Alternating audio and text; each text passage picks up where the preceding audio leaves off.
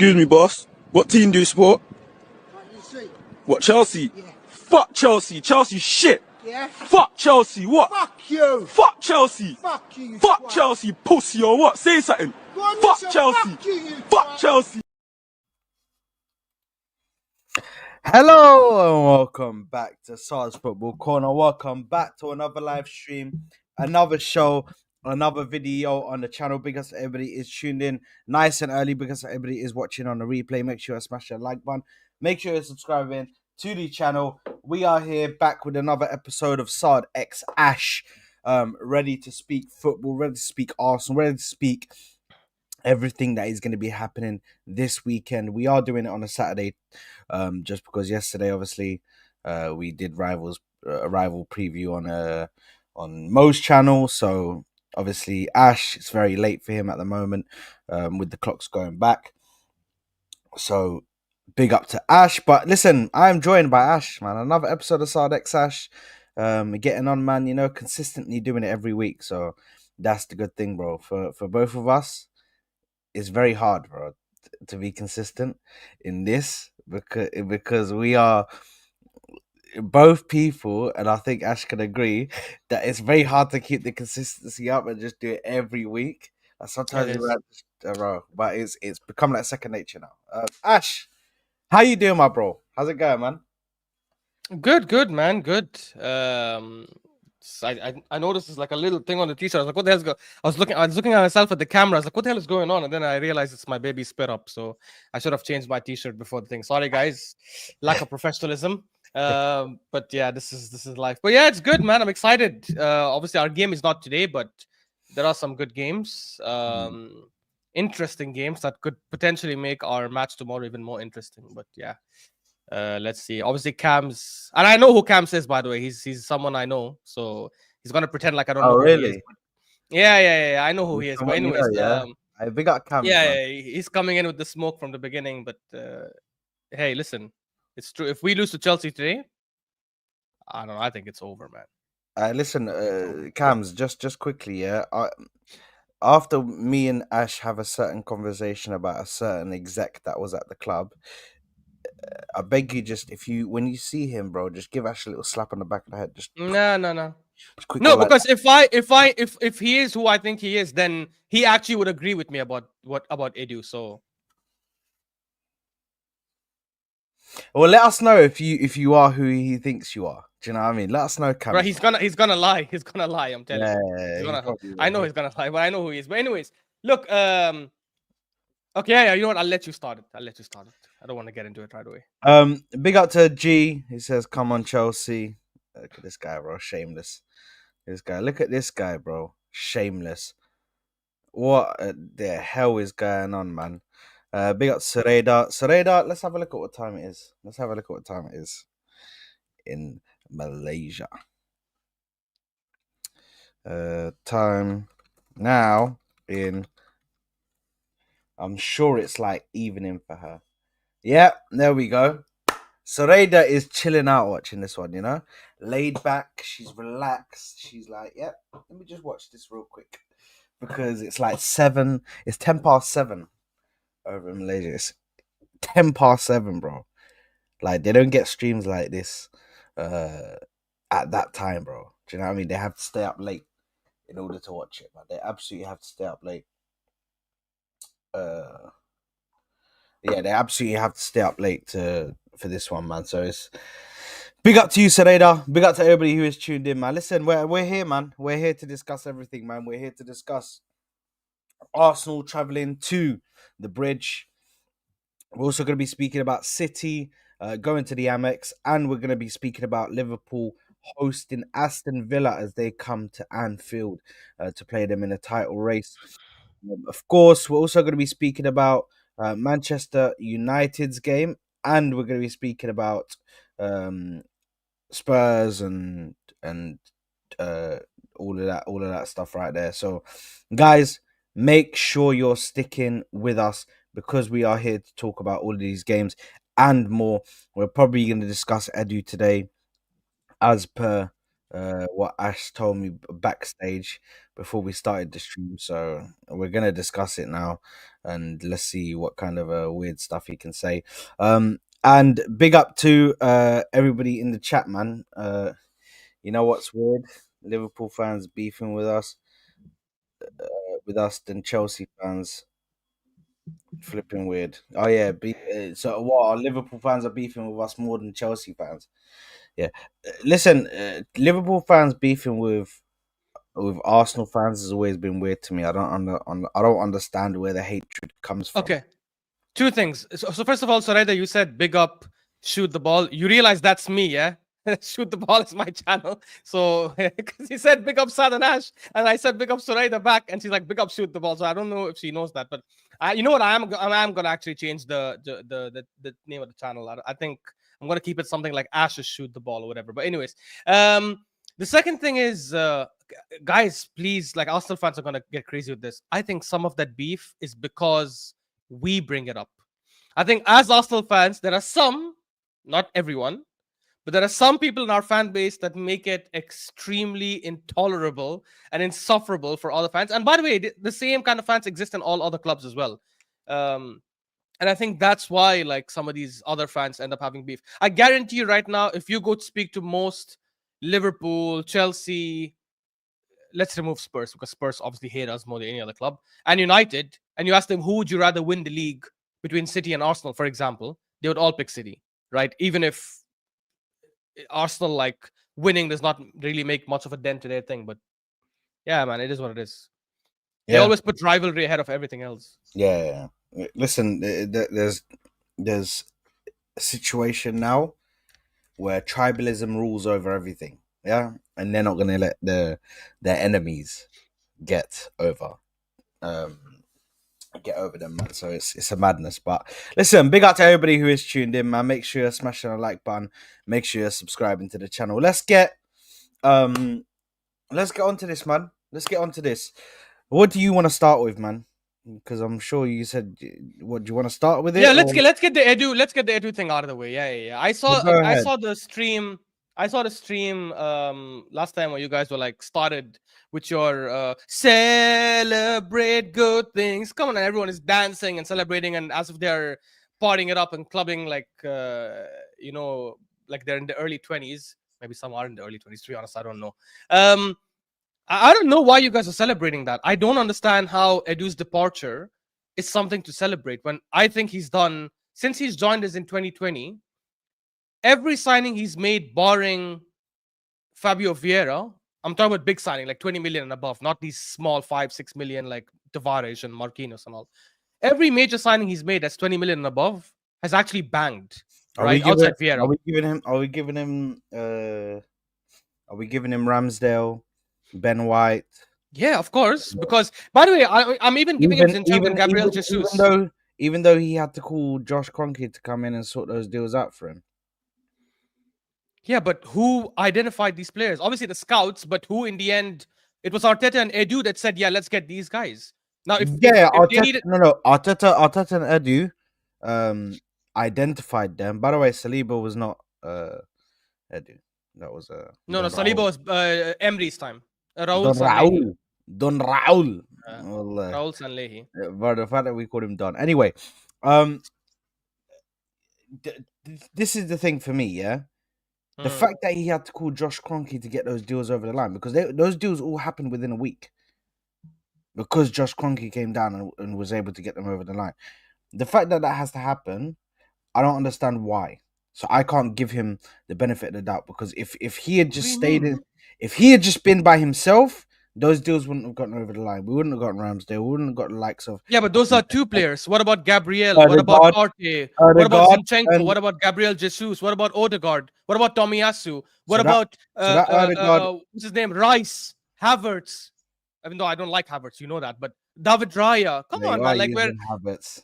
Yeah, I don't like Havertz, honestly. But so far, his time at Arsenal, I'm not going to call it a success because we haven't won, but it has been good. I think it will fail. I think when Havertz leaves Arsenal, whenever that happens, we're going to look back at it. For example, let me ask you this question. Do you look back at Giroud's time at Arsenal as a massive success or a failure? If you had to only pick one of these two. No, Giroud, Olivier Giroud. If you had to only pick one of these two, A success failure. or failure? Exactly. Same. I look at it as failure as well. Even though he's had some very, very good moments with us. Even though No, we've won because the what cup he could have achieved, 100%. And we lost the league, in my opinion, not only because of him, but like, because he class. didn't perform in that 2015, 2016. Remember, he went like 16, Yeah, 17 games in a row like without scoring. scoring. Yeah. Exactly. So that's my argument. So far, Havertz has done well. In fact, up until Edu's tenure, he has done well. So when you look at majority of the signings he's done, they've actually been really, really good. You guys are celebrating it like we're gonna go get I don't know, the next best thing out there in the market. Here's the reason why we celebrated it. Because for me, Edu is shit. Why? Explain it. Why? What has he done wrong? The lack of urgency to get deals over the line is puzzling. Explain. The only time he caught me off guard, and Sorry, the only pause. time he Pause. surprised. 100% I know this guy. So yeah, 100%. So that's I told you he'll agree with me. I told you he'll agree with me. Big up to you. You know who you are. But anyways, we'll Big up Cams. Big up Cams. You just baited big up yourself out. Cams. Big up. You just baited yourself out, bro. Anyways, go on. I told you before we even started. Said, Because I know I've spoken. Cams. Yeah, because I've spoken to the guy to the last week. But anyways, yeah, big up to him. Yeah, big up. Man. Sorry, But go on. yeah. What is he done bad? Yeah. So here's where I come in. The only time that Edu surprised me, I think where I was, the only time Edu surprised me is Fabio Vieira. Only time, because that happened out of nowhere. He brought it in very quick, seamless transfer. And by the way, that was You've done yourself. how? Because you said the only transfer he surprised you in, because it happened quickly, was Fabio Vieira, right? Yes. And that turns out to be the only transfer he's done over 20 million that was horrendous. So maybe him taking his time is the reason why the other transfers have worked really well. How? No. Brother. Every transfer that we've gotten in, yeah, whether it's taken long, every time it's taken long, it's taken majority of the window. Every single one. I never see urgency with this guy. I never see, you know what, we got that guy, let's bring him in. Maybe it takes a week to bring him in the transfer window. Maybe a week and a half, 2 weeks at most. Calafiori, we got Calafiori in 2 weeks. This guy's stretching it out for months, bro. But that's not true, though. That's not true because and he waits all the time to the end. This is the thing with me. You have your view on Edu. I understand that he's brought good players into the club. 100% I understand he's brought good players to the club. But he's also bought a lot of trash. He's also part of that whole thing. I don't care if people want to say it's Arteta. He is the boss. He is the boss. So he should make the decisions. And if Arteta's running shit like this, and he's walking like he's Don Corleone and walking around like he just owns everything, then that has to be rectified. But he was the boss, and he is also responsible for the whole not bringing a striker in, not bringing attackers. Bro, how do you know that? Brother, it's happened. How many strikers? How do you know it's not? How do you know it's not Arteta who's like, I don't need? He's like, how do you know Arteta said I want Sesko? We tried for Sesko. Do you know why? Do you know why I still blame Edu? Because why does Arteta have that much power? So regardless on that. Good question. Who can change that power? Who has the power to change that and say, hey, Arteta, you're not the guy who runs everything? Is it Edu or is it Kroenke and Vinay Venkatesham? No, it's Edu, bro. No, it's not. Edu's sporting director. If Vinay Venkatesham has put it, come on, bro. It has to come from the higher up. He was a footballing. What's his freaking name? Arteta doesn't report to Edu. He wasn't a sporting. Yes, he did. Yes, he did. Didn't. I don't think he did, bro. He did. I think they worked side by side. I generally don't think he reported to Edu. No. Whenever they speak, they say, "Yeah, we work as a team. We work this, we work that." But he's his boss, bro. He's his boss. Go look at his freaking position. It's footballing whatever. Footballing whatever. Bro, he is his boss. Yeah? Here we go. How could he be his Here we go. boss? Here we Sure, go. sure. How could he be his Big up boss? Cams. How could he be his boss if it says the reports have come out saying that Mikel Arteta is the best place to decide who replaces Edu? You're telling me someone in a job can decide who his boss is going to be. So the reason why Rosicky and Per Mertesacker are in the running, Yeah. the reason why they're in the running is because Arteta is going to decide if Mertesacker is going to be his boss. Come on, bro. Like, you cannot be that naive. No, but Obviously- it's not even about being naive, bro. This is the thing, though. I understand that you're saying, "Oh, how can he pick his boss?" This is what makes it funny that he's gonna have a say. That's supposed to be his boss. That's supposed to be his boss. So the fact that he's having a say means that now the Cronkies apparently are giving him way more power than he needs. So now I'm in a situation where, bro, you are the one who's overseeing that whole situation. You are overseeing that whole situation. The Cronkies are in a world by themselves because they're a whole different issue. If this happened, if this shit goes down the drain, the Cronkies heads are on pitchforks, bro. The heads on sticks, bro. It's gonna be nuts. I can't wait for it. But anyway, Edu oversaw that whole thing. Yeah, I understand at the start these guys had to, be a bit cautious with money. They only bought the free transfers, all of that. Yeah, but once we started to improve, once we started to get money, why were there no attacking? They helped to rejuvenate the midfield. They rejuvenated the defense. Why were there no strikers? Why were there no attackers? Arteta can only go so long with saying, "Oh yeah, I want this specific player. I want that specific player. I want that." We can't build it, and this is something that I use as a. Or this is something that I love. I love this thought process. You can't build it in the manager's image. You have to build it as what the club wants. But that's Not the what point. the And manager wants. FK put it perfectly. Thank you so much, FK.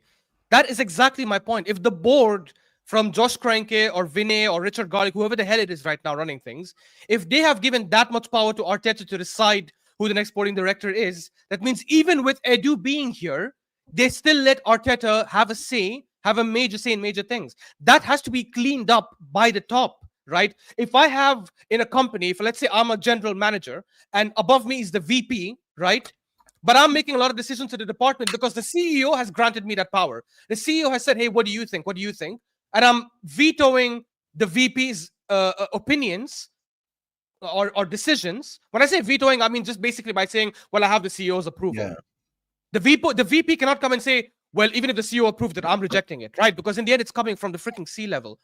That has to be on Josh Kroenke and all, because, and again, you yourself mentioned it, Saad. If the reports now, if we believe the reports, that Arteta is going to have a major say in who's going to take over as sporting director, which It's I suppose, which is diabolical. supposedly, yeah, exactly. Which means it's not, you cannot blame Edu for some of the things that happened if we know for a fact that clearly Arteta has that much power. And even this guy, what's his name? The journalist, David Ornstein, he came out saying it as well. He came out said Arteta has so much unchecked power at the club. He has so much unchecked power at the club. And look, it might be a bad thing, it might be a good thing. If you are someone who's as good as Pep Guardiola, for example, or Klopp, maybe a little unchecked power is not that bad, right? But if you're someone like Arteta who hasn't done that yet, you shouldn't be having that kind of unchecked power. Even Pep Guardiola probably doesn't have that unchecked power at City, right? Even Klopp. Didn't Klopp, again, FK, you guys will know better, didn't Klopp want like Julian Brandt and Mario Götze? And they told him, get the hell out of here. And they went and got him Salah and Mane, right? So even someone like that, of that stature, they shouldn't have that kind of power. Which is why I'm saying, if people are coming and saying, "Oh, Edu didn't get this, Edu didn't get this," how do you know for sure it wasn't Arteta, right? Because I feel it's both of them. I feel it's like they work hand in hand. Remember the report that came out after Mudryk, when we didn't sign Mudryk? I don't know if it was Fabrizio, some big journalist reported it, that actually Kroenke signed off on the Mudryk deal. They said, fine, we'll give the 95 million they're asking for. And it was Edu and Arteta together that said, no, you know what? He's not worth that much, right? I don't think these guys have been working against each other. I think Edu and Arteta have been working side by side. And people also came up with reports about, yeah, the reason he left Edu is because he didn't like Arteta having this much power, or he was getting sacked or something. It's absolute bullshit, guys. He was offered a CEO position for 3x his salary. He By the even way, said apparently that he wants to come back to Arsenal one day as CEO. He didn't get sacked, guys. He No left. way. No He way. left. No He way. actually left, and it was a surprise. This is what all the big journalists are saying. It was a surprise to Arsenal. They didn't expect. Can you believe someone? I read a tweet. Someone tweeted about this is absolutely bullshit because he's an Arsenal invincible. He's an Arsenal legend. You're telling me he would have left for 3x salary instead of being loyal to the club? Are you stupid? You guys hear what you're saying? It doesn't matter if he's loyal to the club. It doesn't matter if he's graduated from academy. It's 3x the salary and a CEO position, managing 3, 4, 5 clubs, or three or four clubs. You know what doors that could open up for him in the future if he does a good job there, the way he's done with Arsenal so far. And whether we like to admit it or not, the industry recognizes that he's done a good job. He won Sporting Director of the Year last year. He's obviously like been praised by so many different clubs and different people in the industry, which is why he got such a massive job. It doesn't matter what we fans think. The industry thinks he's a very, very good sporting director. So when he makes that big I jump don't think so, but the industry does. Big up. Yeah, the industry does, exactly. And now, if he does a decent job in this new role he has as CEO, do you guys not think he could get other CEO positions in big clubs now? Do you guys not think that maybe in 2-3 years, if the CEO of Arsenal is gone, he could potentially get that job, or maybe some other club as well? It's insane for people to criticize Edu for taking such a jump like that and saying, oh, well, he's not being loyal to the project. That's absolutely mad. That's insane, in my opinion. I don't understand why people think that loyalty is just like something that's going to happen. By the way, Arteta would probably leave if he got 3 times his salary and Thank you. and a chance to go to like a Real Madrid or something like that, bro. Can you imagine? Exactly. Bro, exactly. Imagine Madrid come to him, we'll give you 3 extra salary and you run our club, and here's a 3-year contract. If Arteta says no, I'll applaud the loyalty and I'll be happy, but I'll also think you're stupid. You're absolutely stupid, because that is a massive step in your career. I don't blame Xabi Alonso, by the way, because people are saying, well, then why didn't Xabi Alonso join Liverpool? I don't blame him, because I think he's waiting for the Madrid job, which is smarter, right? You're planning your long-term correctly. He's thinking, I'll stay at Leverkusen one more season. Ancelotti will probably go, and I'll go to Madrid instead. That's a better job that I want to take. That's actually smart. 100%. But if he gets offered the Madrid job and he says no to that as well, then yes, then I'll say Xabi Alonso is an idiot as well. Yeah, I completely agree. But listen, I still don't agree that Edu did enough in his job. I still don't think that he made enough signings. You provided a good argument, 100%, which I think is definitely something that we can look at, because yes, he did bring in a load of good players, but also there was a load of dross. But the one thing for me is the striker position, is the attack. That's the one thing for me. You can't, if they had a plan, yeah, if they had a plan, and they had a plan to bring in different players and they had a plan to focus on different areas, why have we neglected? Because and somebody said this the other day, yeah, and it brought back so many memories, terrible ones, yeah. And it was just like, you know what? That's actually what situation we're in right now. Do you remember when Arsene Wenger used to? Everything else was all right, apart from that DM, bro. Apart from the DM, Arsene Wenger would get everything else, bro, apart from a DM. And it 2014, like exactly the same situation. 2014, 2015, and 2016. If we had someone like Declan Rice back then, right, we win the league all 3 seasons. Yeah, because we were so good, and the DM position was absolutely killing us. We were celebrating having Francis Coquelin, who was decent, but nowhere near the level we needed. Level, bro. He wasn't top level. He was okay, bro. Francis Coquelin. I think people overdo it when they speak about Francis Coquelin. He was just amazing. He was good. Generational talent, bro. Relax, Francis Coquelin. Relax. I've seen this guy give a red card away, or what's it in the Euro? Spurs. What was that game where he tackled him and gave that red card or yellow card? He had a red card against Spurs when we were. I think we were. It was a red card against Spurs. Yeah, against Spurs. We drew the game though. 2-2. Bozo. I sat there like, bro, what are you doing? What are you doing, bro? It's such a stupid tackle to make. Cazorla One. really like carried him that those 2 Yeah, seasons. 100%. But this Cazorla is the carried thing. him. We're in that situation right now with a striker and attackers because they don't want to sign attackers. They have left the attack. They have run it down to its bare bones, bro.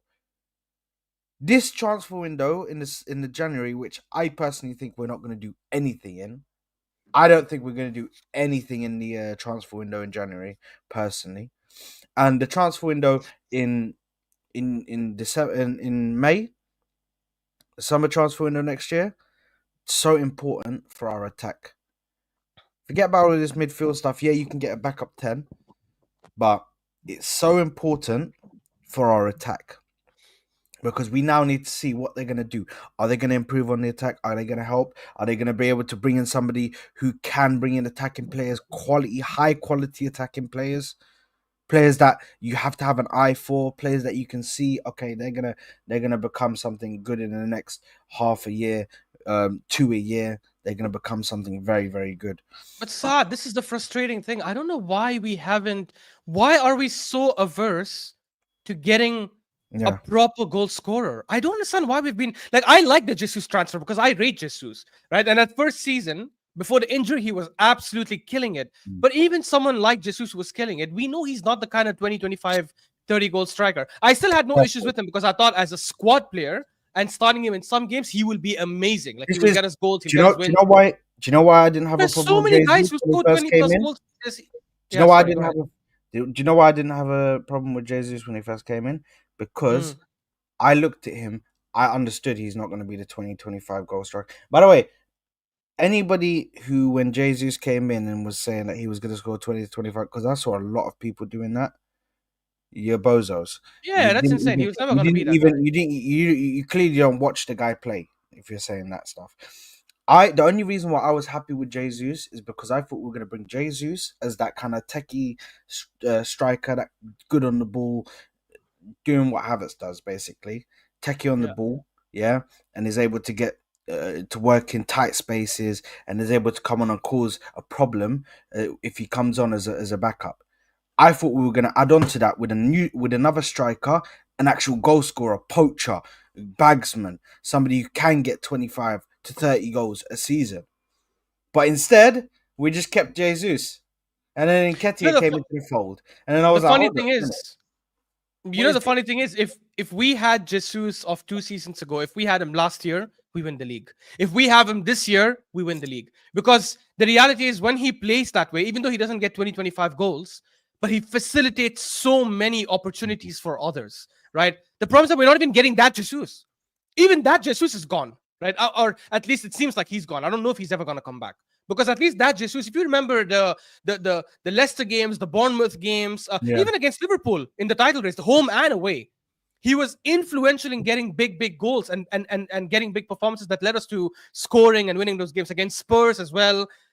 And the problem is that Jesus right now, he's not even showing up. If he's at least dribbling past people and creating chances for others, even if he's not scoring like at a prolific rate, but let's say he has 15 goals and 10 assists, I'm happy with that because the others are going to get goals in. Martinelli will get goals in. Saka will get goals in. And one thing that was super dangerous about us in the last 2 seasons, by the way, which makes it extremely difficult to stop us, is the fact that we don't depend on one person to score goals. Our goals are so well distributed that even if you lock up Saka, Martinelli could have scored 2 seasons ago. Even if you locked up Martinelli, Saka could score. If you locked up both, Jesus sometimes scores. Odegaard had 15 goals that season. Chaka was having like 7 goals, 7 assists that season. Our fullbacks were coming forward sometimes and getting goals in. And now, unfortunately, because Jesus and Martinelli have dropped so damn bad compared to their form 2 seasons ago, we have now reached a point where now we need a proper 20, 25, 30 goal striker, 24, 20, 25 goals season striker. Now we have Yeah. come to that point again. But if we get the Martinelli and Jesus of 2 seasons ago, then yeah, I'll tell you, hey, you know what? We don't need a striker. We're good. But it doesn't seem like we're Yeah. going to get them. Yeah, 100%, 100%. And Big that up to super AM. chat relates to this. Yeah, Yeah, I exactly. was going to read it. Big up to AMT who puts in a super chat saying Arteta is basically a defensive type coach. When it comes to the attacking side, he is weak. 100% AMT. I agree with you. No, 100%. no, Saad, don't do No, that. You're no, being like, no, no. Attacking wise, when it comes to bringing in attacking players, that is, I think he is weak. But I that's don't not think what he he's. said. I don't He's not think he's. talking about. He's not talking I about the don't think players. he's He's talking weak. about the style. Oh no. Okay, so no, I don't agree with that actually. I Yeah. only agree with the fact of him um targeting attacking players to bring in the Yeah. window. Yeah. Yeah. That I agree with. As a I agree with player, you. I don't or as a manager, I don't think his play style is. Bro, he's been attacking all of last season, the season before that, the season he was attacking. So how can we say that he's when it comes to an attacking side he's weak? We can And say here's the thing. This is yeah. Go This is ahead. exactly what I said yesterday in Mo's channel because someone also sent a super chat saying, "Oh yeah, your goals last season is just an outlier. It's a purple patch." How could 76 games in a row, which is the last 2 seasons, be an outlier? How could that be a purple patch? We broke our record 2 seasons ago, and we broke it again last season.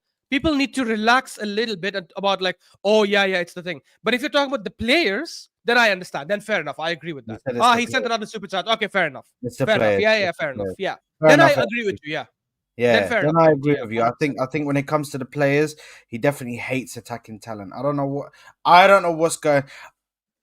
He must have heard that. We need the youngsters to. He must have heard Young Project and thought, okay, all of the youngsters that Wenger brought in, all the youngsters that Emery brought in, that's all I'm going to use in the attack. Let's just use the young talent in the attack, and then Yeah. we'll add little sprinkles of experienced players, i.e., a Jesus. Do you know what I mean? That's all he thought, which is not the right way to go. Which is not the right way to go into it. Even Cams here says we spent 65 million in attackers since 2020. Horrific stat. Teams have Yeah. spent 5 times this. We need a striker. If we got Isak, we would have won the league. I feel like we'd be in a much 100%. better position if we got Isak last Yeah. summer, the summer that just Yeah. went. Right Yeah. now, he'd probably be on 10 goals, maybe Yeah. 15, possibly, if he And had a and nice and season.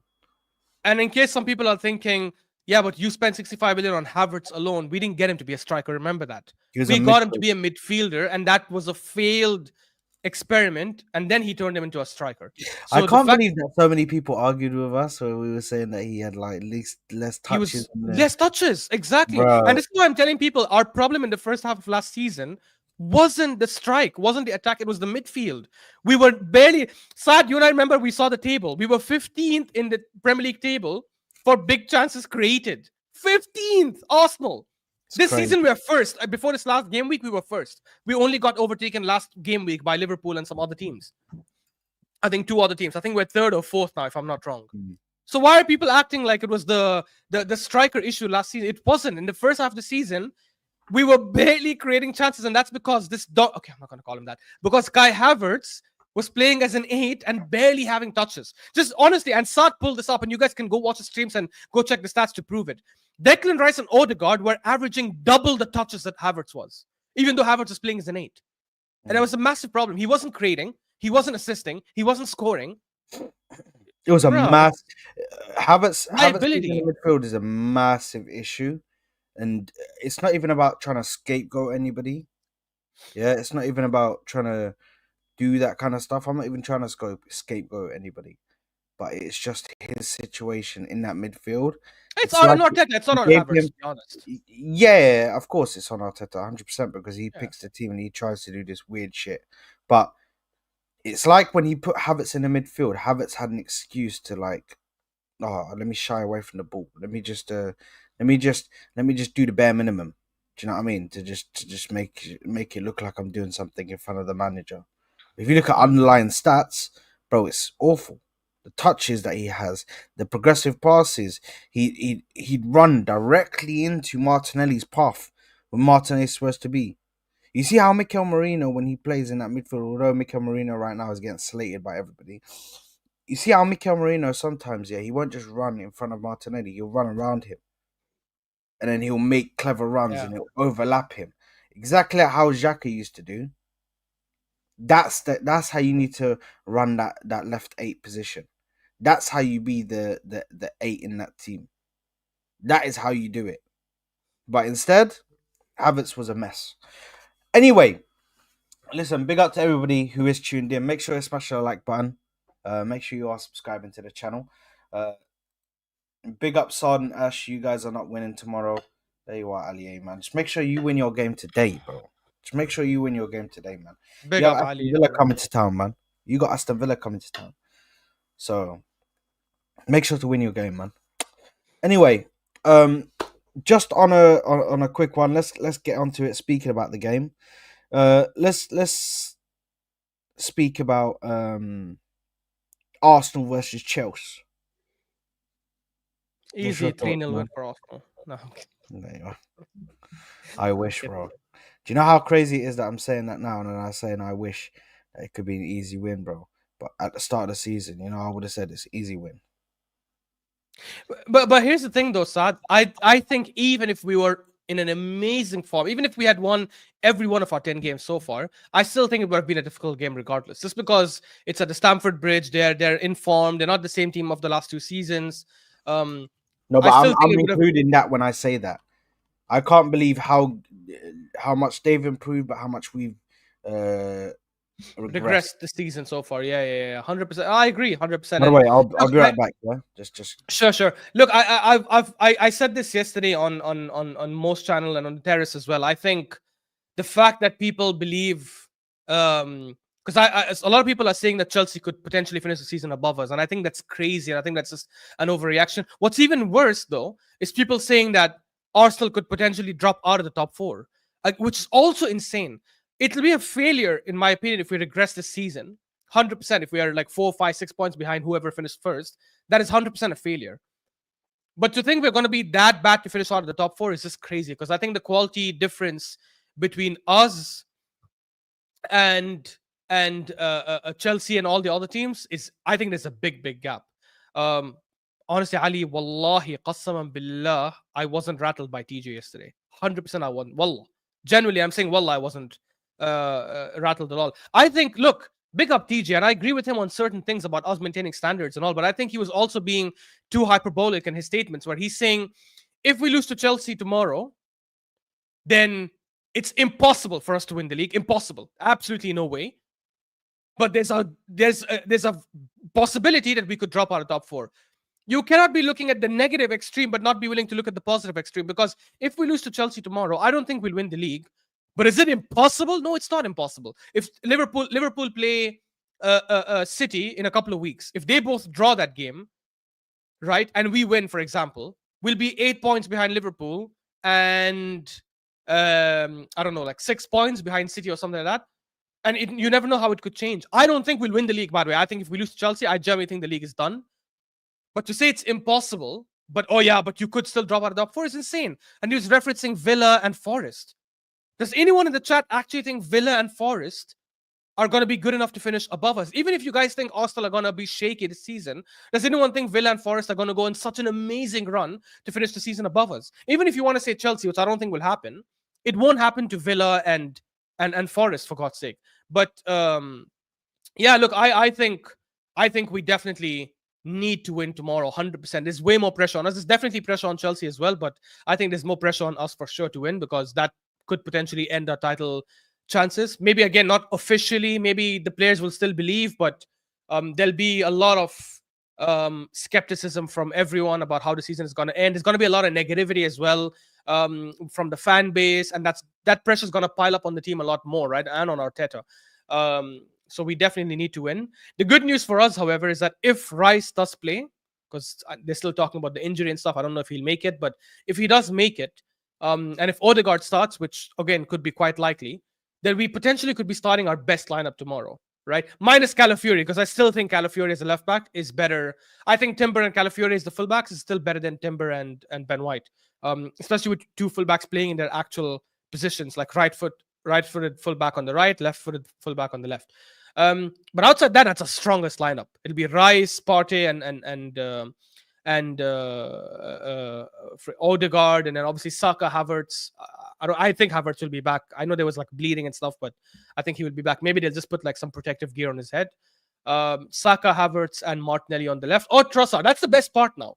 The part now is with Odegaard coming back, we can actually make that choice of, do we continue with Martinelli there, or do we just shift Trossard back to the left where he was doing well? So yeah, I think we'll start a very, very good team tomorrow. And if we start that team tomorrow, then genuinely, despite what's happened in the last few weeks, I think we have the quality to beat them. I think we have the quality to beat them. They will make it very, very difficult, 100%. But I still think overall as a team, I think we're better. As a starting lineup, I think we're better. They might have better players on the bench that can come off and make an impact for sure. But I think hopefully the starting lineup will be the difference maker. And for that, we need Rice and Odegaard to start. And we need them to start fit and ready, not start in pain, obviously, and barely able to run. Yeah. Listen, this game is. I said it yesterday in my little preview that I did, the solo one. It's a must win, bro. It's a must win. It's just that simple. We have to go and win, otherwise, for me, it's the title hopes are gone. That's it. If we lose tomorrow, I scratch the title off. It's done. Liverpool probably win, or Man City, whichever one of those two. But when it comes to the game tomorrow, it's not going to be easy unless we have a mad game, bro. Unless we play how we played against them at home, which it will never happen because it's away. You know, they've got majority of the fans there. Do you know what I mean? It's their patch. So you're never gonna have. Excuse me. You're never gonna have us dominating and it going crazy over there because their fans are gonna get onto them unless they have a dreadful game. 100%. The one thing that improves us is the fact that they've got Mr. Robert Sanchez in goal. We all know he's a bozo. We all know that he has bozo moments, so that is a massive plus for us. If he makes a bozo moment, brilliant. I'm happy. I'm gassed.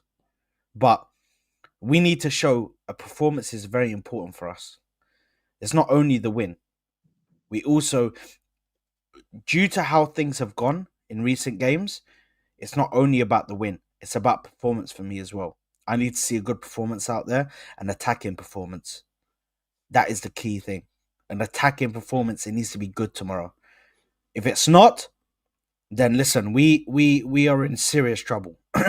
Because even if we can't attack properly, if we haven't gotten a good attacking style of play with ODEGAARD in the team, then it's concerning for me personally. But listen, we need to go out there and get the win. I think that that Saka Palmer thing will go crazy tomorrow. I feel like a lot of people will be like, "Oh, look at Saka Palmer. It's Saka versus Palmer tomorrow." That's basically what the headlines are going to be. And if we do win, obviously everybody will be like, Saka's better than Palmer. All of this shit, we already know. We already know it's going to be going crazy on the internet. But when it comes to the game, I need to see a performance, and I need to see us to win.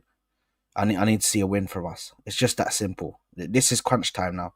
I can't believe in November we're saying it's crunch time, but it really is at this moment in time, bro. Normally you'd be saying this towards the January, February times. You'd start saying, okay, it's crunch time. You got to get down. You got to get your performances up. You got to show us performances and wins.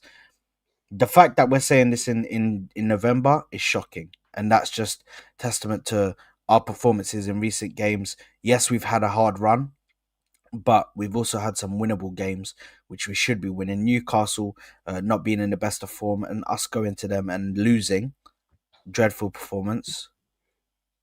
Inter Milan B team, dreadful performance. Shakhtar, bro. I didn't speak to you about. I didn't speak to you since the Inter Milan thing. Did you not think that second half we were a lot better against Inter Milan? And we actually showed urgency and we pushed people forward and we had a lot of people getting into the box. And every time we won the ball, we quickly ran forward and attacked, which is everything I was complaining about before that game. Do you not think we did that in the second half? Second half, not first half. We were abysmal. I'm talking about the second half. Second half. Because if you remember the complaint we had, you and I when we spoke. It happened around the 70th minute. And no, it was the start of the second half. No, it wasn't. It wasn't the start of the second half. It happened around the 70th minute, and it was too little, too late. I think started the second half when he switched Jesus and brought him on. I don't think Jesus is the reason, but I think started the second half when he asked the team. I mean, I'm assuming he asked the team because we could see it happen. He started every time we won the ball, we started pressing forward. And now Tahir is saying Inter gave you the ball. Oh, sorry, over here. Tahir is saying Inter gave you the ball. They did give us. It's not but it's not about that. We also were given the ball a couple of times against Newcastle, but we would slow down the play. Anyone who's been watching Arsenal this season and looking at the way we've been building up, which is pretty annoying, we were building up slowly. There were a couple of times when Havertz or Trossard would run at the flanks in other games, and nobody else is running forward. That's it. But I'm saying against Inter Milan, when we won the ball, everyone was sprinting forward. The guys were getting inside the box. We had 4 or 5 people at some point getting inside the box. That is not on Inter Milan. Inter Milan don't control our players, right? They don't control how fast our players move the ball. They don't control how many people get into the box, like when we are actually playing the game. Because Newcastle played the same way in the second half, and we didn't do that against Newcastle. But you would not want to be just crossing the ball and crossing the ball and crossing the ball. That's my thing. For me, looking at what we were doing. Okay, so that means it's. So then answer this question of his. Because I discussed this with him a couple of days ago. We had a chat about this couple of days on our one-dimensional way of attacking through the flanks and just crossing the ball in at every opportunity and hoping for a header. Why can't we attack through the middle? By the way, before you answer, I like that he's given up, because we literally had this chat 2 days ago, face to face, me and Cams, and I like how he's now given up and just let himself get found out. He's like, you know what? Now that Ash knows who I am, might as well just speak about the conversation we had. So yeah, it's absolutely big up mudded. Cams. Big up Cams. I like how you did that, bro. Big up Cams. Yeah. Answer this, Saad. I'll tell you what I told him after. Here's the thing for me. Yeah, attacking through the middle was too congested. Let's be honest. If you're trying to attack, thank you. If you're trying to attack down the middle in a team that's sitting back, it's way too congested. Now, what I would have liked is for people to shoot from outside the box a bit more. Try and challenge the goalkeeper. This is the way I would have gone with the game. Second half, we knew they were parking the bus. I would have told somebody, Arteta's a bozo. He should have said to somebody, just fucking go down for a second. Can somebody just go down and say that their leg's hurting or something on the pitch, yeah? And give us a couple of minutes to just quickly have a water break. Let me talk to you guys real quick. What we need to do is we need to take a few more shots from outside the box. They're clearly soaking in the pressure and their lines going back. They're dropping their lines, yeah? And then they're clearly soaking the pressure up. They've got giants in the box. So us crossing the ball consistently is not a good idea either, for us to cross the ball consistently. What I would like to see, I would have liked to see some 1-2s on either wings. I would have liked to see them play the 1-2s and a low-driven shot and have someone in the box. Forget about crossing the ball in over the top.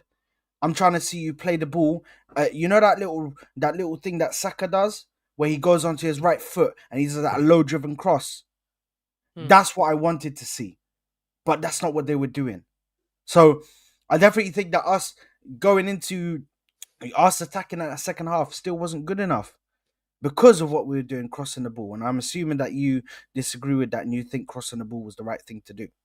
I think so, and I'll tell you why.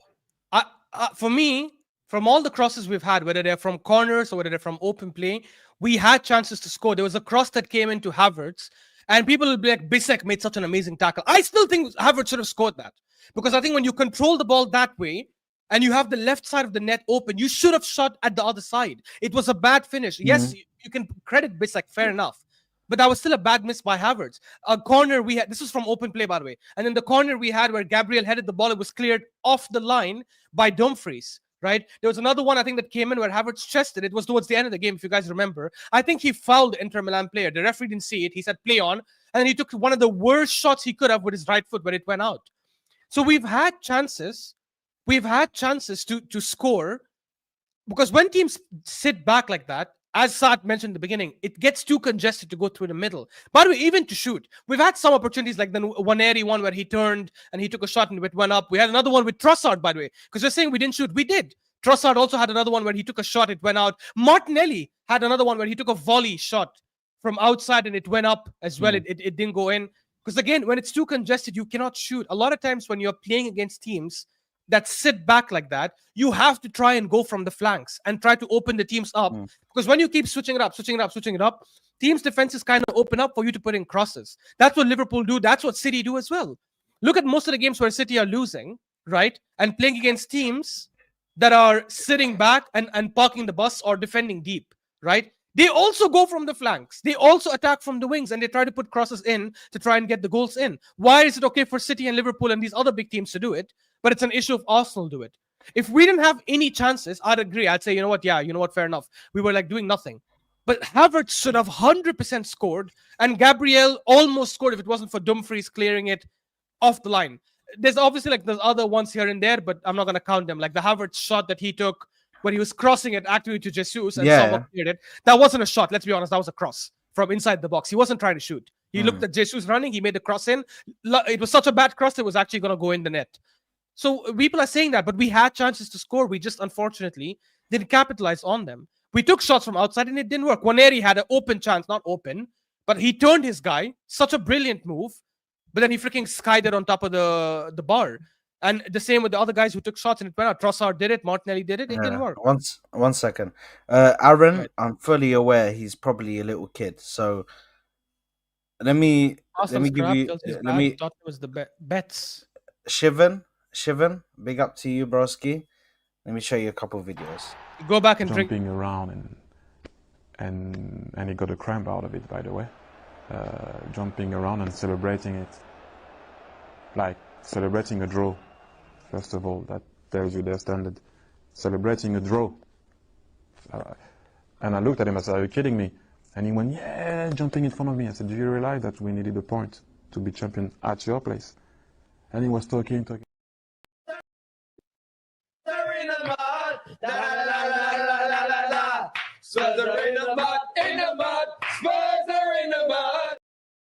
La la la la la la la la. Spurs are in the mud, in the mud. Come on, man. Come on, broski. Come on, man. He does seem like a kid, to be fair, yeah. Big up, man. Listen, Shivan, listen, I think you you're look like still too you're young. younger. Yeah. Where young people will enough. not blame you. Where people will not blame you. Yeah, exactly. If you switch right now, nobody's gonna hold it against you. So make Shivan, sure you make the right move. Shivan, you're forever in my heart, my brother. Come on, man. Just do the right decision now. You're young enough, brother. You're young enough. Go away from them. Don't stay. You'll end up Don't like stay, bro. Jacob. You'll end up like Jacob fighting his own fan base, bro, to back the manager. You'll end up like Jacob telling a man, send him back to Wales, bro. Do you want that? Find for your one. life? Shivan, go talk to all the adult Spurs fans. Adults, yeah? And ask any of them if they're happy watching their club like over the last few years. I'm telling you, even they will say no. Tyler, So, Tyler, by the way, half of them will probably tell you don't support the club, leave. So Tyler's come the on, biggest. man. Tyler's the biggest troll, bro. Shivan, meet him first. Hey, Tyler, you're a piece of shit for that one, bro. Oh, man. You're a piece That of was a shit good for one. that one, bro. That was a good one. Oh my god, man. Tyler, man. He's actually so funny, man. Just drops at the right time. Jamal said this one. He said, Saad, do you not worry about the lack of 1v1 players we have in the squad, bar Sterling and Jesus, who are not up to the level that we need? Saka. Yeah, 100%. Saka is a one-on-one demon, bro. 100%, but that's only one player for me. Yeah, I agree. This is the thing. I agree. I think we lack these players. And I definitely think we need to bring these players in, man. We need to improve on the abilities that we have in the pitch. Martinelli used to be this player that would take on his man all the time. I don't know what's happened to that. I genuinely don't know what's happened to it. Do you know what I mean? So I'm in a situation right now. I don't know what has happened to our players who take on their men. Like, take on your man, bro. If you lose the ball, khalas, you lost it, bro.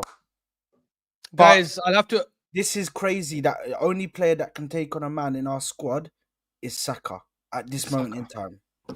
I'll have to admit this. Saad and I are absolutely in the mud. We're in the absolute mud. We do not deserve to have our opinions taken seriously anymore because a year or a year and a half, maybe 2 years ago, I can't remember when, Saad, we were on Space on Twitter, right? Where and I've left Spaces now because it is all brain. No, we're not in the mud. We're not in the mud. We're in the mud because Saad and I both were. This is when Martinelli was having a brilliant season. If you guys remember, 2 seasons ago, right? Saad and I were defending Martinelli against Rafael Leao, and we were saying Martinelli is better for Arsenal than Rafael Leao because Leao doesn't track back. He doesn't defend that well. And this is after seeing Martinelli 2 seasons ago. So you have to excuse us, obviously, from last season. But 2 seasons ago, Martinelli was killing it. Let's be fair. And we were comparing that Martinelli with Rafael Leao that we're seeing, obviously, these days because he hasn't changed, right? I am going to admit that was a horrendous take. That time, Martinelli was good, so it was not crazy to say, let's compare Martinelli with some other top wingers. But right now, I don't give a shit about Leao's defensive work. I don't care if Leao never tracks back. I would take Leao as a left winger right now in our team over Trossard, over Martinelli, hell, over both. I would sell both Trossard and Martinelli and bring no one else. Just keep Sterling as backup. I don't give a shit if it means we have Leao as a starter. Because the reality is, what Leao doesn't give you defensively by not tracking back, we get so much more from him going forward. Did you guys see what he did to Real Madrid? One of the best clubs in the world. The way he was destroying them. And he's done that many, many times. To be honest, he's done it against many big teams. He did it again in the Euros as well against France, by the way. He's running past people, dropping them while smiling. He literally drops Lucas Vazquez. Lucas Vazquez is on the floor at Leao's feet, and you can see the picture like Leao smiling while running past them. Which, by the way, he does it every time. There are many pictures of him smiling while taking on players.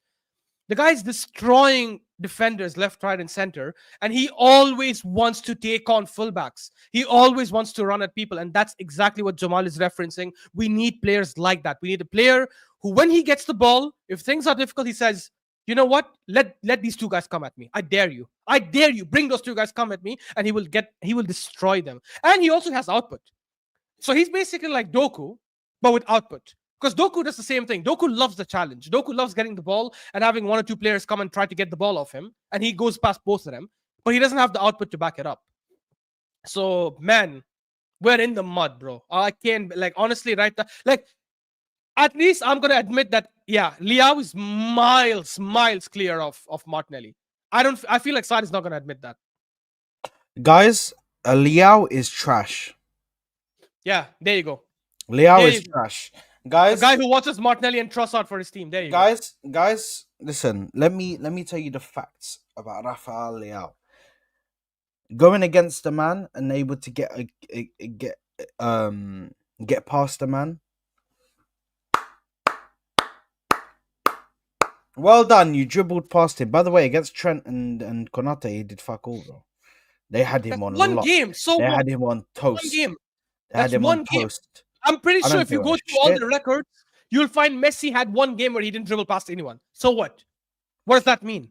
Okay, that's fine. That's fine. Let's ignore that one game then.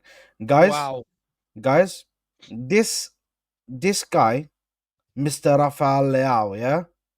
His finishing and his decision making in the box is one of the worst I've seen in football today. One of the worst. Didn't see it against Madrid. I'd probably put it close to like Sterling. And you could say that again. That's one game. That's one game, Yachi. That's one game. Bro, Rafael Leao is terrible. Terrible. I would say that he's only good for getting past a man and causing a ruckus, bro. Do you know what I mean? He's probably only good for attracting players and making sure that the players are onto him, yeah? If you tell me, would I go for Rafael Leao at this time? If you tell me, would you rather go for Rafael Leao or would you go for Anthony Gordon? I'm picking Gordon every day of the week. If you tell me, would you rather go for Rafael Leao or would you rather go for who else? Who else is a left winger that I can pick from the Premier League? Give me just reel off some names of left wingers, guys. Gordon. Reel off some names of left wingers in the Prem. Let me know. I think Luis Diaz is better than him. I don't care about the Luis. I never brought up Luis. Kvaradona is much better. Kvaratskhelia really? is much better. Yeah. Okay. Got another Saad smoking is haram, habibi. Listen, I'm not smoking, bro. I've seen this guy for Portugal. Awful, bro. Awful for Portugal. Do you know what Portuguese people say about fucking Rafael Leao? He's a waste of space. So Get him here's off I pitch. mean he was we saw how big of a waste of space he was against France in the Euros. But yeah, so here's the Kvara versus Liao, because we're talking about the output, right? We know like he's got laziness in his defending and all that. We already know that, right? And we also know he's an amazing dribbler. One of the things Saad mentioned was output and the decision making and stuff. So this is Liao versus Kvara in the last Kvaratskhelia in the last few years, right? Yeah. So last season, Liao had 9 goals, 9 assists. Kvara had 11 goals, 6 assists. So Liao is better GA. The season before that, when Napoli won the league, the Serie A, 12 goals, 10 assists for Kvaratskhelia, right? And Liao had 15 goals and 8 assists, right? So that's 23 GA, right? Versus 22 GA. If we look at this season so far, this season I think Kvaratskhelia is better. 5 goals, 2 assists for Kvaratskhelia, and Liao has 1 goal, 3 assists. So fair enough. This season so far, Kvaratskhelia is better without it, even though he played 2 more games, by the way, than Liao. The season before that, if you look at 21-22, Liao had 11. So Liao, over the last 4 seasons, 9 goals, 9 assists, 15 goals, 8 assists, 11 goals, 8 assists, right? Whereas Kvara, in the last 3 seasons, 11, 6, 12, and 10. This is for Napoli. He was not there in Napoli before that. How are people saying Kvaratskhelia is better when they play in the same league, but Liao gets better output every single season? Please explain that to me. I'll tell you why. Kvaratskhelia is able to do something which Rafael Leao isn't able to do, and that is grab the game by the scruff of the neck and just get it over the line. Liao does that every time. He takes the ball from the middle, runs past 4, 5, 6 people, and gets. I've seen. No, bro. Do you remember the game against who was it? Oh god, I got a hiccup now. Tell me, go ahead.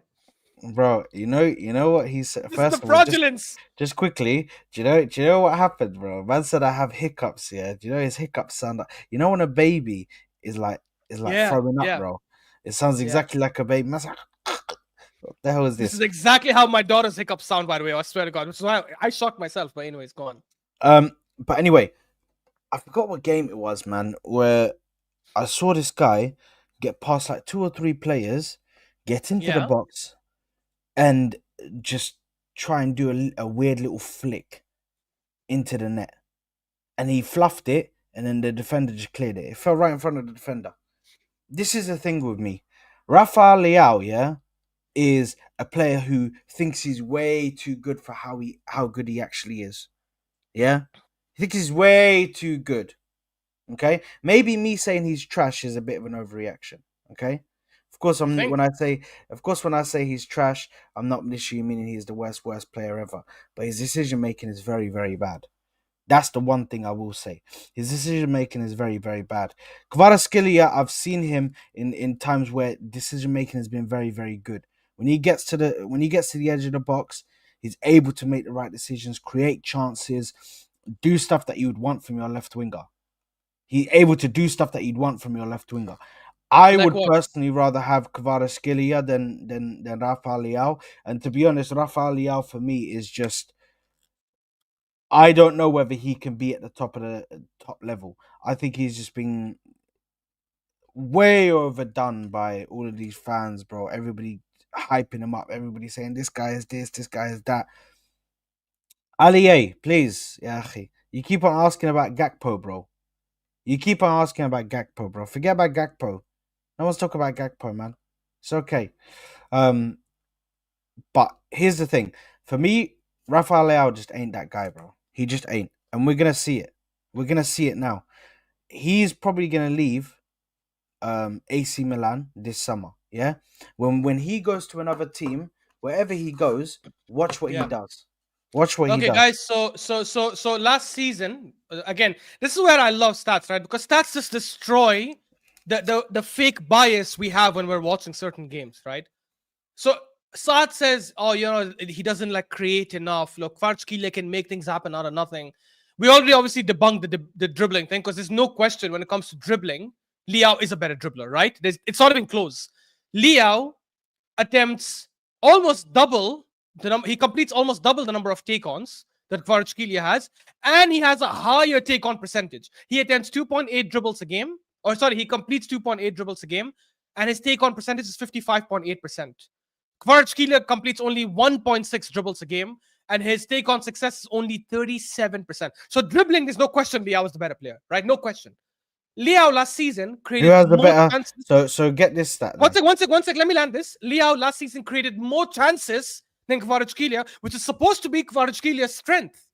Kvaratskhelia is supposed to be a better creator than Liao, and yet Liao has created more chances than Kvaratskhelia. Obviously, Liao also has more assists because he's created more chances. He's got also more assists. He's better when it comes to long passing because he attempts slightly less long passes per game, but his long pass accuracy is much higher than Kvaratskelia's. 68% versus 58%. That's 10% higher, right? He attempts way more crosses in a game, although his percentage is lower. It's 21%. Kvaratskhelia is 26%. But Kvaratskhelia attempts way less crosses. 2.3 versus 3.9 for what's his name? For Liao. Liao is obviously better in the air. He contests more aerial duels, and he wins more than half of his aerial duels. Kvaratskhelia wins only 28% of the aerial duels he competes in, right? I'm intrigued. Can you Yeah. get the stats up for shots? For shots. Good one. Let me pick Shot that up. percentage, stuff like that. I just want to see because you're bringing up stats now. Stats will tell the story. Because you mentioned chance creation, you didn't mention this, which is why I'm bringing this one. No. That's fine. That's fine. I want to see what the stats percentage. I'm putting all shots. So I'm putting shot accuracy, excluding blocks, shots on target, hit the woodwork. I don't know if that matters, but I'll add it. No. Okay. Yeah, when it comes to shots, Kvaratskhelia is better. He has 70% shot accuracy, excluding blocks, and he has 1.5 shots on target, and he hits the woodwork more. But then how come he's not scoring at a much higher rate? I don't understand. The thing is, mate. Huh? Yeah. Saad thought he did something. Saad thought, I got him. No, because the thing is, because the thing is, yeah, the way Ash looks at the camera sometimes is hella funny. The way Ash looks over the camera is hella funny. Yeah. Now, regardless on whether you want to say that he's better than him at chance creation and all of this with all of these stats, yeah. Oh, by the way, I'm so sorry. Correction, please. Correction, because I was looking at I put the wrong season for Kvaratskhelia. Actually, Liao has a better shot conversion, 53% versus Liao's 50%. Wait, sorry. Kvara's shot. Wait, no, it is better. But it's better by like literally point. It's 53% to 54%. Can you believe that's the difference? What website are you using? That's a very good Squawka Matrix. Squawka Matrix. Here, I'll share my screen. Before you guys go crazy. Let me share my screen. Yeah.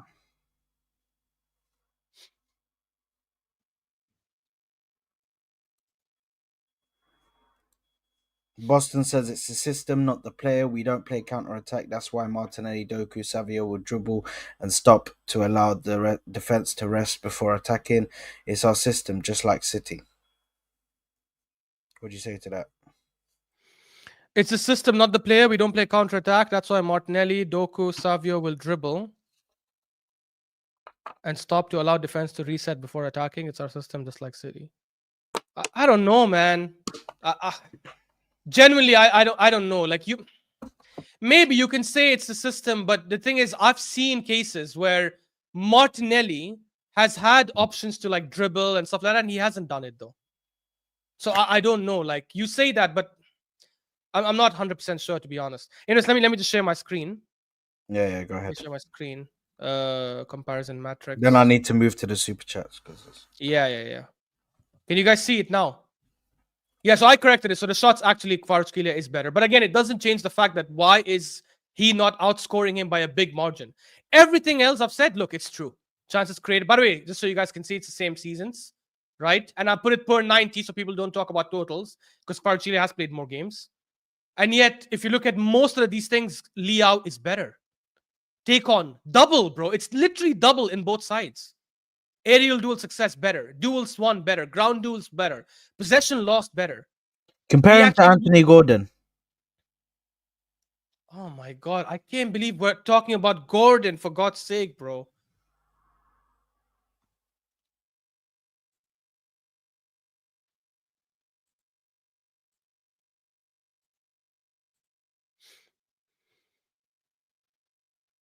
Okay, so do I remove?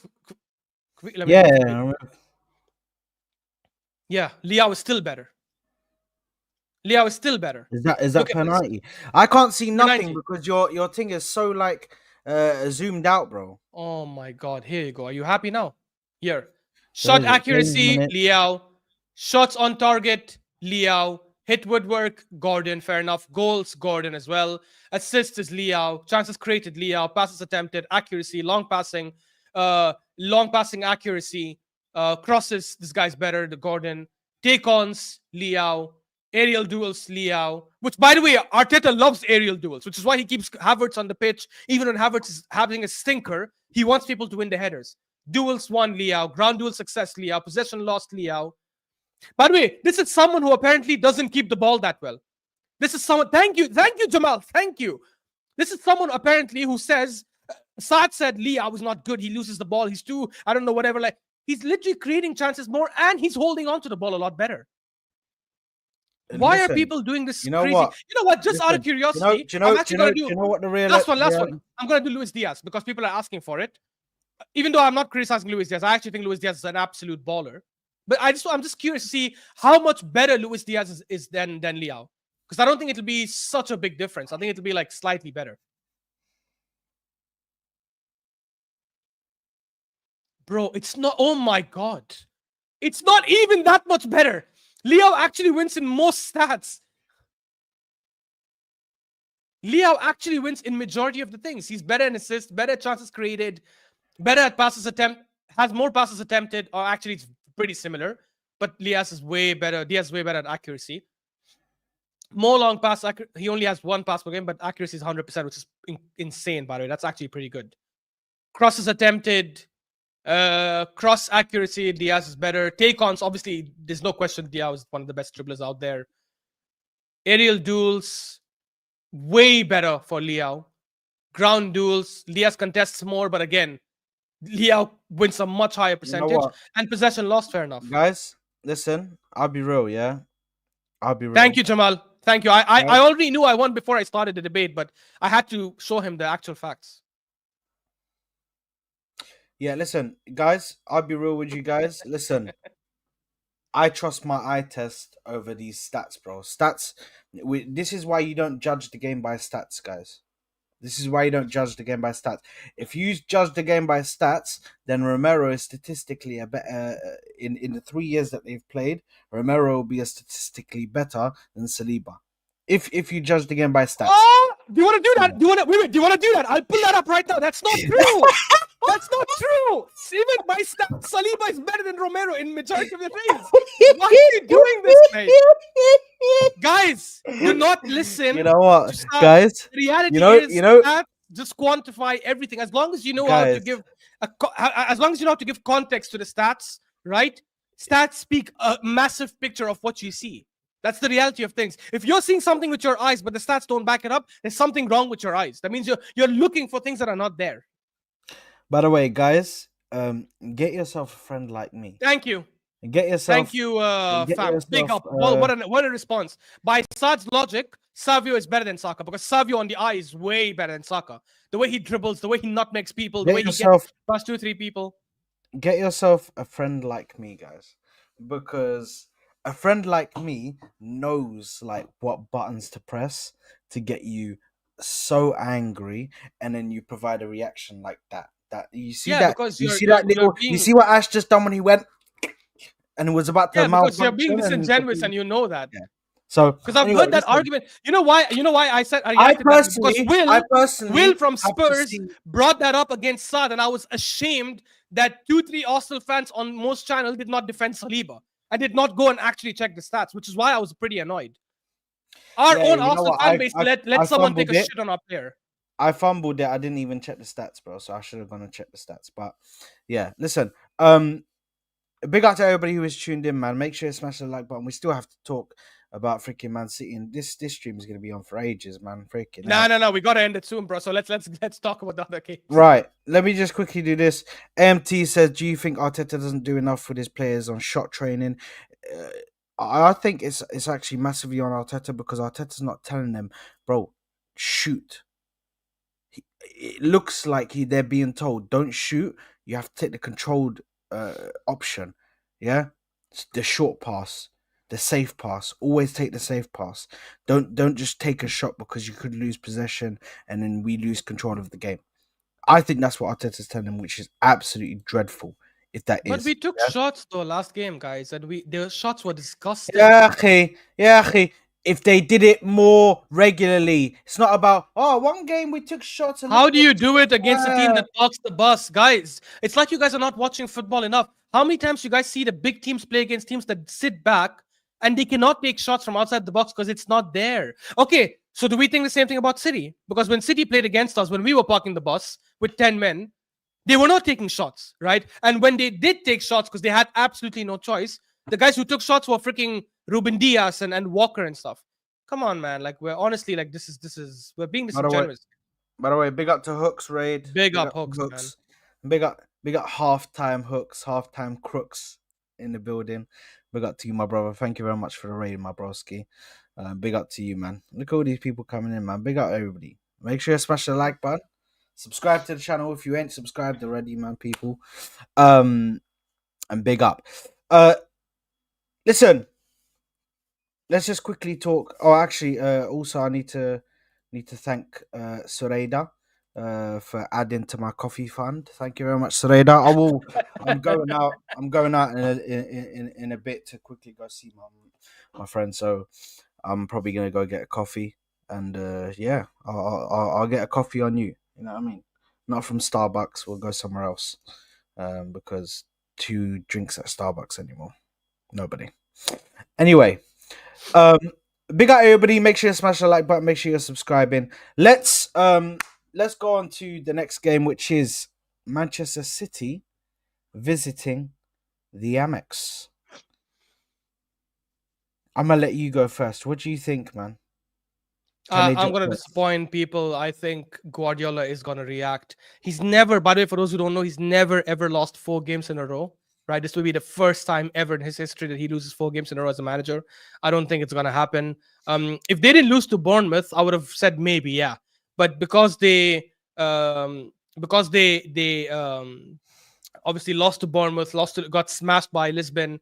Because of that, I just feel that they're definitely gonna react well. Brighton I think he did lose 3 in a row, by the way, before this. I think there was a time, wasn't it? The first season when he came, 2016, 2017, didn't he lose 3 games in a row? Okay, if he didn't, then my bad. I thought he did lose 3 games in a row. He never lost 3 games in a row consecutively. Fair. If that's the case, I don't know. I thought he lost 3 games in a row back in 2016, 2017. I could be wrong there, but I don't know, man. I just feel like the thing is, guys, it's more than just having faith in City. It's more about not having faith in Brighton, because Brighton sometimes when they come up in big games and they're playing well, you suddenly see them absolutely capitulate. Against Chelsea, they scored first, they were winning well, and then they got smashed like horrendously 4-3. Obviously 4-3 kind of humbled them, but they gave away most of the goals. Then they lost against Liverpool. They were winning 1-0, playing really well, and then they freaking get smashed in the end. Again, not smashed, but they just couldn't hold on to the lead, and they missed a chance to make it 2-0. So I don't trust Brighton that much. I feel like Brighton might score first. They might go up ahead. They might be leading 1-0. They'll get an open chance to make it 2-0 and they'll miss it. And that'll be City's catalyst to come back. Generally, I feel like that's what's going to happen. But if Brighton are leading and then end up scoring a second goal, then okay, fair enough. I'll hear it then. Plus, I'm sorry, correct. Arteta out, Inzaghi in. I'm not going to read out the whole name. Brighton play a high line even against the big teams, which is crazy. I understand doing it against Bournemouth and stuff. They do it against Liverpool. They do it against Chelsea. They do it against Arsenal. They do it against freaking Man City. For those who don't know, We never average more possession against Brighton ever. We always let them have the ball. We let them play with their high line, and the moment we win the ball, we go on the counter, and that's how we've been beating them most of the times. You know what? For me, I do agree with you. Brighton are weird, bro, because they have the tools. They have the tools to dominate a game, and they have the tools to absolutely plummet some teams, bro. Liverpool, they could put Liverpool to the sword. They really could have put Liverpool to the sword, but they didn't. And that's Brighton's problem. Because if they score another goal and they make it 2-0, maybe 3-0, which Brighton could have in that first half, Brighton definitely had opportunities. Liverpool were a mess in that first half.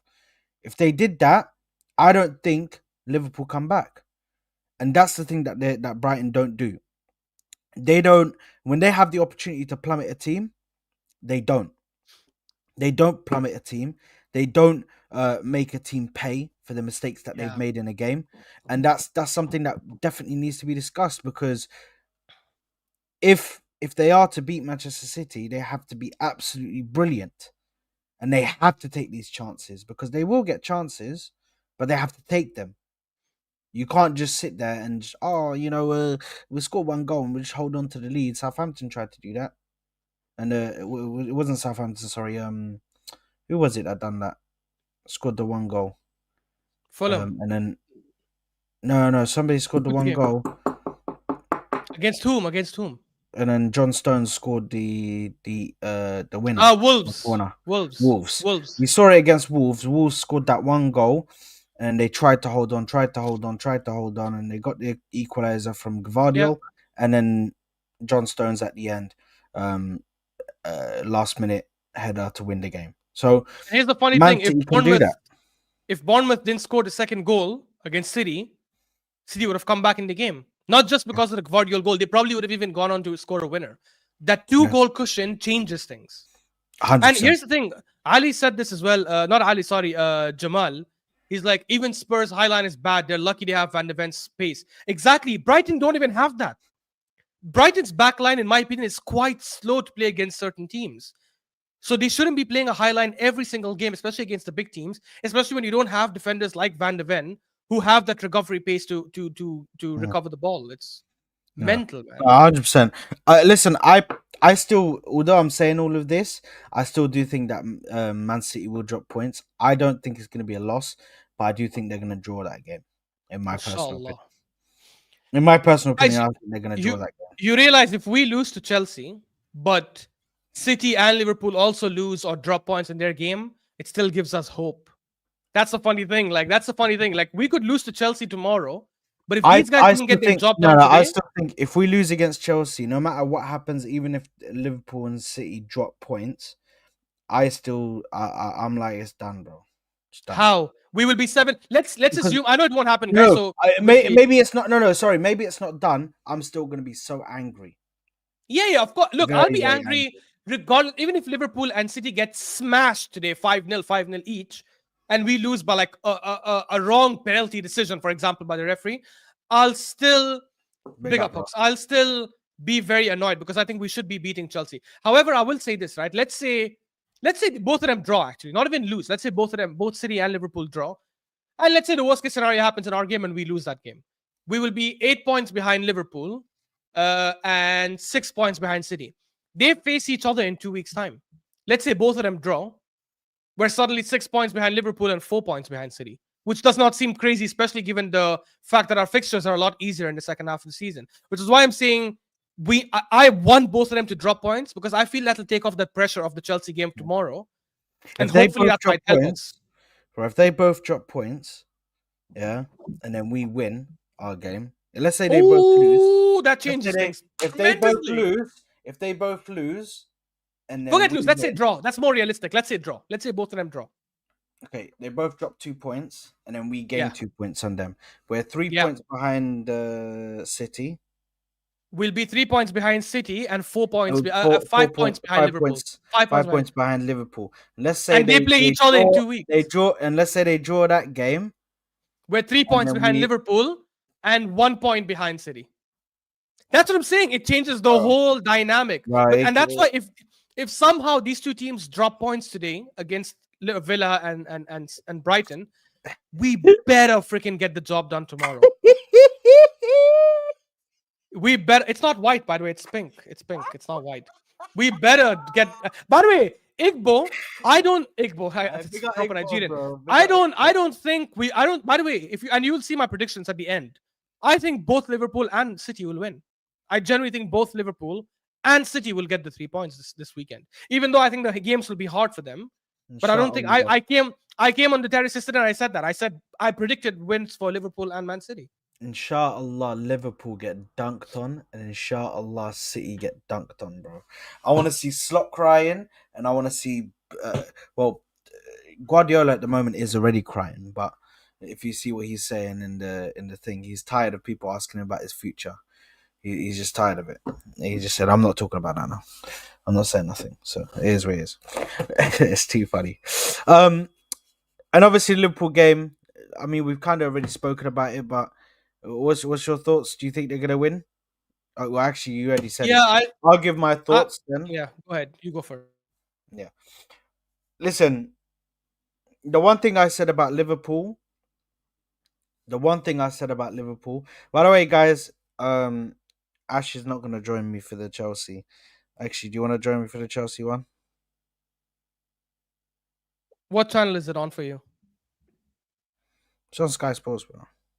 Yeah, then why not? We'll join, bro. We have to end that jinx at some point. We have to end it at some point. Bro, I'm telling you, it's him, bro.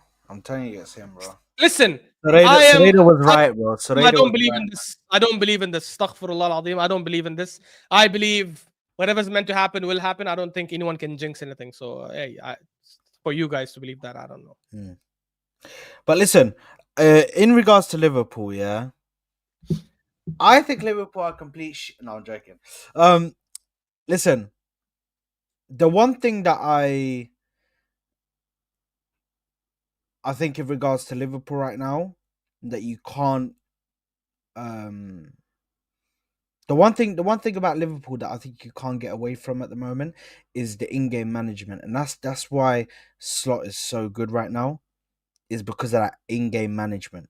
Do you understand? So it's his ability to tinker things for the team to rectify those mistakes in-game very easily.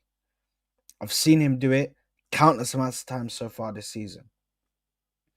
So whether they are losing to Aston Villa, we've seen what a half-time talk can do in the previous game that they played against Tottenham Hotspur, where that first half, Aston Villa were onto them. Second half, the tide switches, or the tide flips, and then all of a sudden, bro, it's done, bro. It's done. You got what's his name going crazy, Solanke. You got everything going. So here's the thing, man. For me, I don't know whether even if they are having a terrible game. No, I'm not talking about the Brighton one.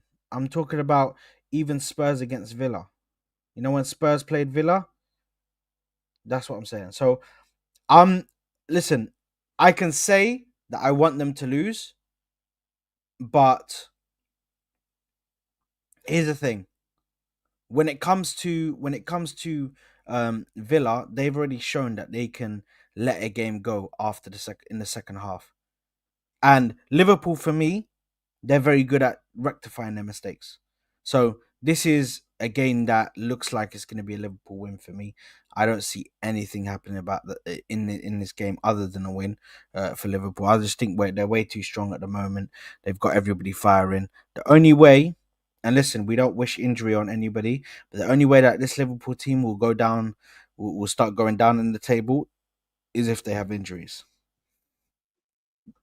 Yeah, the only way. By the way, Villa's away form is decent though, so it is decent, bro. I saw what you said yesterday on the terrace. I saw what you said about the the away form. 5 games, 3 wins, 1 draw, 1 defeat. Although the 1 defeat was a slapping against Spurs. Yeah, but they've started. They after taking that loss against Spurs, how is their confidence? Do you know what I'm saying? How confident are they True. going to be for the game now? True. Because that could have hurt them. And oftentimes we have to check when. I mean, under Unai Emery, it's good when you're going on a run, but when you start losing games, bro, what does that do to you? In Emery's, even for us, we went on that 21 game unbeaten run. What happened when we started losing? We had a couple of results. We had a few results where it was a bit mad, bro. So listen, I think Liverpool are okay. They're in the green, and yeah, I don't see anything else but Liverpool win, in my personal opinion. You got anything to say before we go to predictions?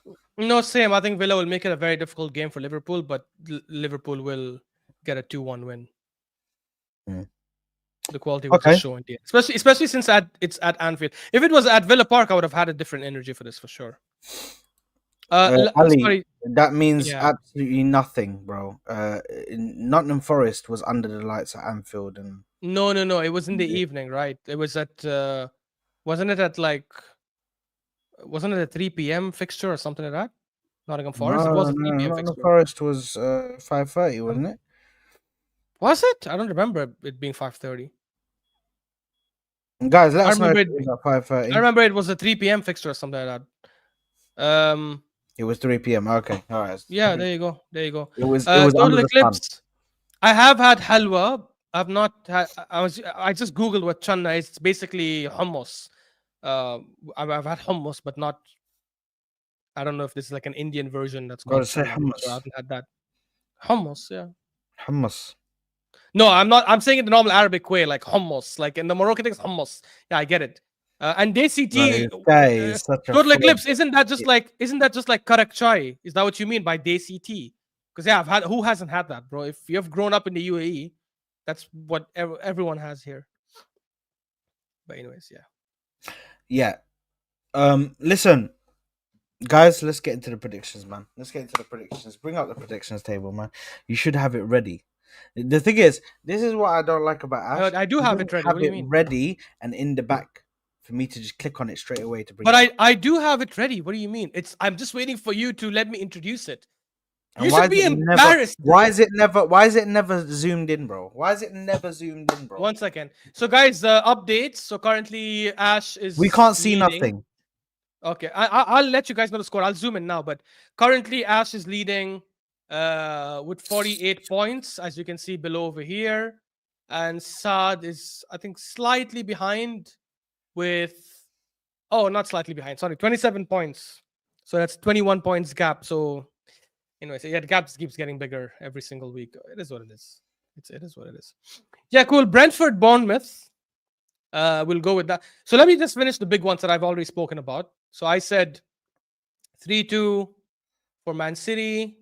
And I've said Liverpool, Villa, 2-1. Do you want to finish those first since we already spoke about them? Yeah.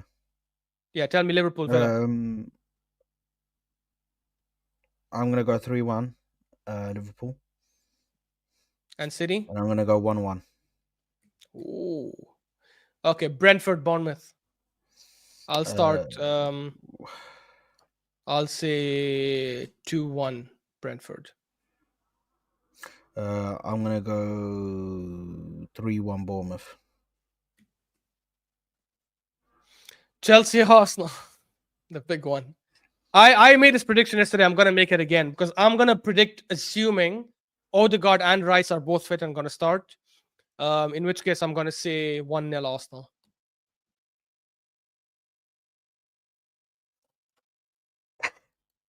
You're right, Johan. I probably will do that. This is Google Sheets. Yeah. It's Google Sheets. I like Google Sheets a lot better because you can share with others and they can make edits at the same time. I've shared this with Saad. The fraud has never even opened it once, by the way, even though he asked me to share it. I might as well have done it on Excel, by the way. I might as well have done it on Excel. I only did it on Google Sheets because he asked me to share it, but it is what it is. When did you send it? Long time ago. Anyways, go on. Yeah, my bad. I haven't opened it, bro. I don't want to see the madness. All good. Anyway, Johan, you're right. I should probably add borders. I'll do that. What did you put down? I put 1-0 Arsenal. Okay.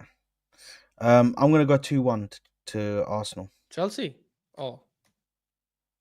Wait, is that like hopium or is that genuinely what you think will happen? No, I genuinely think it will happen.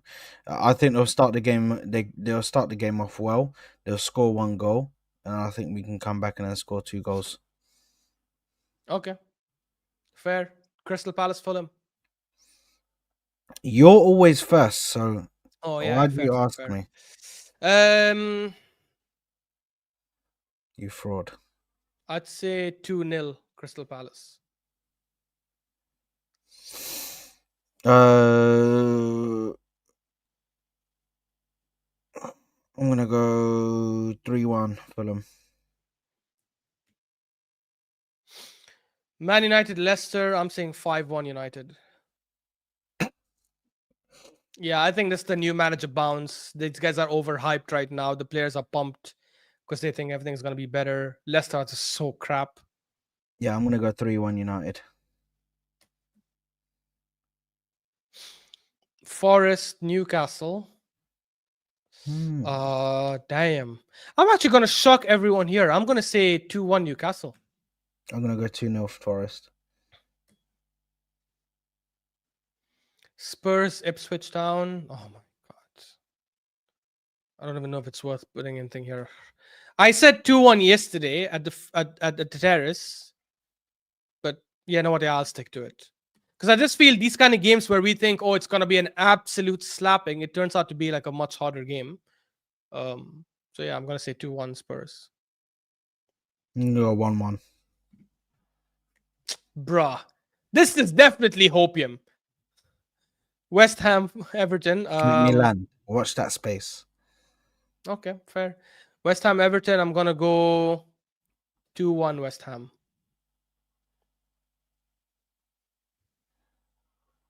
2-2. And Wolves, Southampton last game. Oh my god, such a meaty match. I'd say 1-1. I'm going 2-1. To whom? 2-1 Wolves. Okay, there you go, guys. That's our prediction for this weekend. Some score lines I definitely hope. Wait, you predicted? Oh yeah, you predicted Liverpool to win. Fair enough. Fair enough. Yeah, what did you think, bro? You fraud. There you are. Yeah, no, because I remember before we started the predictions, you said if Liverpool and City both drop points, but then that's what we're hoping for. We didn't say that'll happen. So Yeah, that's what I'm hoping for. I hope Yeah. that Liverpool and City both get smashed up, bro. Oh, they got smacked, bro. I hope nothing, but I hope that every single Liverpool fan in here, sorry, Aaron, but you're included at this time, is just upset, bro. Just pissed by the end of the weekend. 100%. I hope that Hopefully. happens, bro. Hopefully. 100%. I hope that happens. Anyway, listen. Big up to everybody who has tuned in, man. Big up to everybody who has watched, man. This has actually been a very eventful and very good stream. These are getting longer and longer as the time goes on. But listen, we're here, man. We're here to do them. Guys, it can be a lot shorter if Saad only accepts certain facts, but then it brings up shit like Romero's better than Saliba based on stats, and Liao sucks based on stats, and he doesn't create enough chances, and Edu has not done a good enough job, even though the facts are again. I mean, we could have been done in like 20 minutes, but it is what it is. Hope you guys were entertained at least. Guys, Listen, don't forget, tune into my channel later at night. We're doing a start sub sell. I'm going to be having such a nice, probably heated debate with T and Saad. We're doing one that's going to be Henry, Ronaldinho, and Neymar start sub sell, which is going to be pretty epic. I already know who I'm starting, and it's not what people think, probably. guys, and there'll be some other very good ones. So it'll be heated. It'll be nice. I've just redirected you guys to it. Yeah, I've redirected you guys to it. So just go over there, smack the like button, subscribe to him, and then put the bell notification on so you're notified when we go live for that one, because that's gonna be me, Ash, and T, and it's gonna be heated, bro. It's gonna be heated. Anyway, love for the love, people. We out of here. Peace. Love for the love. Peace.